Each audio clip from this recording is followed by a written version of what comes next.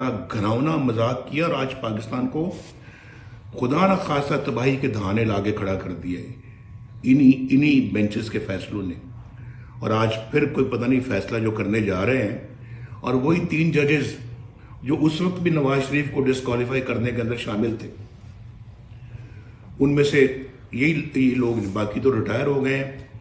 ये साकिब निसार रिटायर हो गए हैं, जस्टिस खोसा रिटायर हो गए हैं, जस्टिस वो जो शेख साहब थे वो रिटायर हो गए हैं।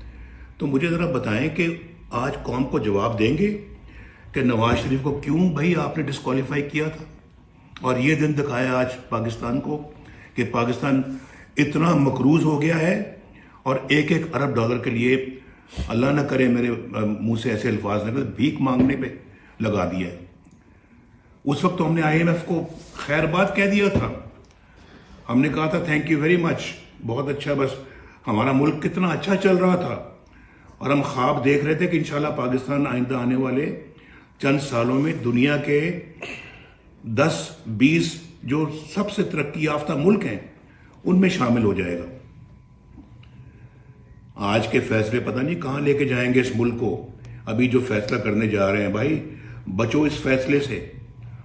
जो कर सकते हो करना चाहिए, आपको खड़े हो जाएं। आप अपना जो है ना वो ऐसे लोगों के खिलाफ जो पाकिस्तान को तबाही के किनारे पहुंचाना चाहते हैं, कहां लेके जाएंगे मुझे समझ नहीं आती। इस फैसला, अगर ये फैसला खुदा न खास्ता आया, डॉलर आपका 500 रुपये हो जाएगा। और आज मुझे बताएं, मैं अभी भूल गया कि छोटी छोटी बच्चियों की, गरीब बच्चियों की शादी होती है, 1-1 तोला जो मेरे ज़माने में जो 50,000 रुपये तोला मिलता था, आज 2,07,000 रुपया पे पहुंच चुका है। अब गरीब अपनी बच्ची के किस तरह से हाथ पीले करेगा, कैसे उसका ब्याह करेगा, कैसे उसकी शादी करेगा। ये बहुत तकलीफ दे बातें हैं जो खाते पीते लोगों को समझ नहीं आती, हुक्मरान तबके की समझ में नहीं आती ये बातें।